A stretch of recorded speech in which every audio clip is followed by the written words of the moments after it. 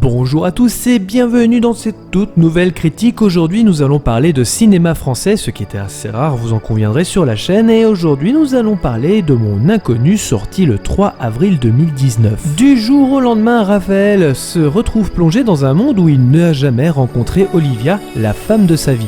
Comment va-t-il s'y prendre pour reconquérir sa femme, devenue une parfaite inconnue ? Réalisé par Hugo Gélin, dont c'est la troisième réalisation après Comme des frères en 2011 et Demain tout commence en 2016. Au casting, on retrouve François Civil qui a reçu le prix d'interprétation au Festival de Alpe d'Huez pour le film qui nous intéresse aujourd'hui. On peut dire également que l'acteur a le vent en poupe puisqu'on l'a déjà aperçu dans Le Chant du Loup, sorti en février dernier. Il y a également aussi Joséphine Japy que l'on a déjà vu dans Respire, sorti en 2014, et Benjamin Laverne qui est une véritable révélation comique dans le film et que l'on a déjà vu par exemple dans Le Sens de la fête. Hugo Gélin est un réalisateur qui se spécialise sur un thème de prédilection, à savoir le voyage. Bien évidemment, dans Mon Inconnu est le voyage à travers le temps ou alors une dimension parallèle, Comme des frères un voyage à travers la France, et enfin comme dans Demain tout commence un voyage à Londres. Très difficile d'aller voir un film français pour ma part. En général, on sort toujours les mêmes comédies potaches et sans ambition, et même un peu beauf. Je préfère les regarder en général chez moi à la maison plutôt que dans un cinéma de quartier. Bien évidemment, certains réalisateurs français me font bouger tout de même, comme Albert Dupontel, Michel Gondry, qui ont des réalisations qui se démarquent totalement des autres réalisateurs français. Il y en a d'autres, mais restent assez rares, et ce n'est pas les films avec Franck Dubosc ou Cadmerade qui élèveront le niveau. La bande-annonce m'a convaincu et me fit déplacer dans la salle obscure. On sent très clairement que la recherche de faire un scénario original est au cœur du projet, et c'est ce qui m'a attiré au premier abord. Hugo Gélin s'est inspiré d'un autre réalisateur français, Michel Gondry. Il y a un peu de Eternal Sunshine of the Spotless Mind dans le film. Après tout, un homme se réveille et voit sa petite amie qui ne le reconnaît plus, ça doit rappeler quelque chose. J'ai noté également aussi une inspiration jusqu'à la musique du film qui se rapprochait à quelques notes près du film porté par Jim Carrey. Hugo Gélin s'en éloigne tout de même, préférant s'approprier son film et lui donnant une véritable identité. Son frère aîné étant un drame, c'est par la comédie qu'il va le faire, et bien évidemment par la comédie romantique. La direction d'acteur semble être le point fort des longs métrages d'Hugo Gélin, c'est d'ailleurs même une certitude. Dans Mon Inconnu, tout semble naturel entre les personnages, le feeling, leur jeu, les dialogues sont tous fluides et créatifs. Le réalisateur a le souci du détail, par exemple Joséphine Japy a dû apprendre le piano pendant 4 mois avec un coach, et même si la plupart des plans elle mime les mouvements, le réalisateur souhaitait avoir la position des mains et des émotions au bon endroit. Pour les plans où on voit les mains toucher le piano, il s'agit d'une doublure pour être le plus précis possible. On parle de comédie romantique et certaines scènes sont très réussies et très drôles. Mention spéciale à Benjamin Laverne qui nous aura offert 2 scènes très drôles et totalement justes dans son jeu. Pourtant, au début du film, on pouvait croire qu'il s'agissait d'un comique un peu relou présent, vous savez, dans tous les films français. Et par la suite, en fait, il a vraiment ses scènes à lui, donnant tout le potentiel à son personnage. La réalisation est assez sobre, mais offre tout de même quelques moments plutôt bien foutus.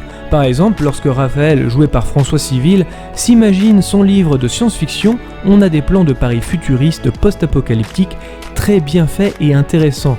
De la fiction dans la fiction, rythme de façon originale le long métrage. Alors à partir de maintenant, on va tout spoiler au niveau du film. Si jamais vous n'avez pas encore vu le film, je vous conseille d'arrêter cette vidéo, likez si vous avez aimé ou vous abonner si c'est pas déjà fait. Le film s'ouvre de façon très naturelle avec une intro où nous voyons cet amour naître, mais aussi qu'on va suivre pendant 10 ans. Et en quelques plans, on connaît parfaitement leur histoire et réalisé de façon très clipesque pour nous donner tous les enjeux des personnages. Raphaël devient un auteur à succès, ne regardant plus l'amour de sa vie, délaissant même ses amis, il devient presque seul et même égoïste. Bref, il devient un parfait connard et oublie presque la personne qu'il était au début. Tout ça se passe assez rapidement dans le film, il ne s'agit que de l'introduction et pourtant nous savons déjà tout. Le lendemain d'une engueulade avec Olivia, il se plonge dans une réalité alternative où ils ne se sont jamais rencontrés. Raphaël n'est pas l'auteur à succès puisque c'est bien Olivia qui l'a aidé à finaliser sa création et c'est un prof de lettres respecté par ses élèves. Question vie amoureuse, c'est des plans cul réguliers.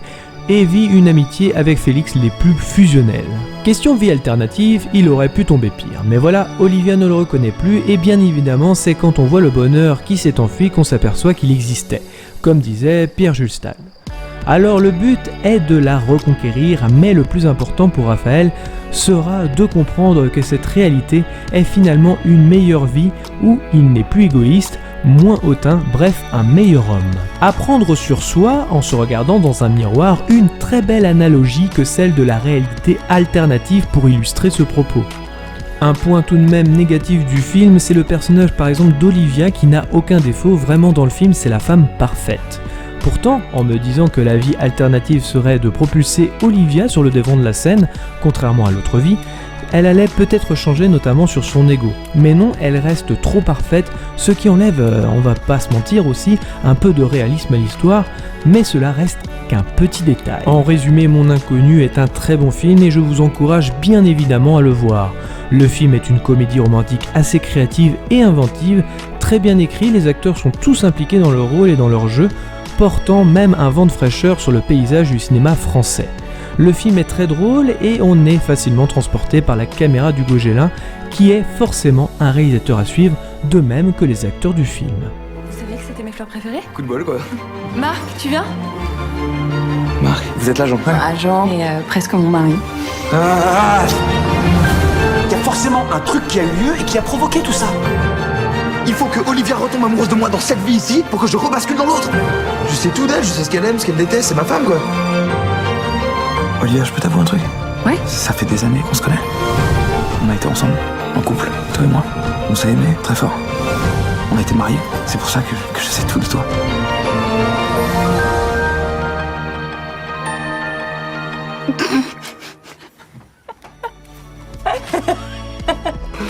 T'imagines si t'avais été mon mari pendant tout ce temps ? C'est dingue.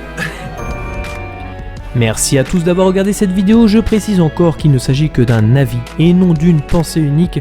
Pensez à commenter, à mettre un pouce bleu si vous avez aimé. Nous sommes disponibles également sur les réseaux sociaux, Facebook, Twitter, Instagram, mais également aussi sur notre site internet movies365.fr. Dans tous les cas, rendez-vous dans les salles obscures pour de nouvelles aventures.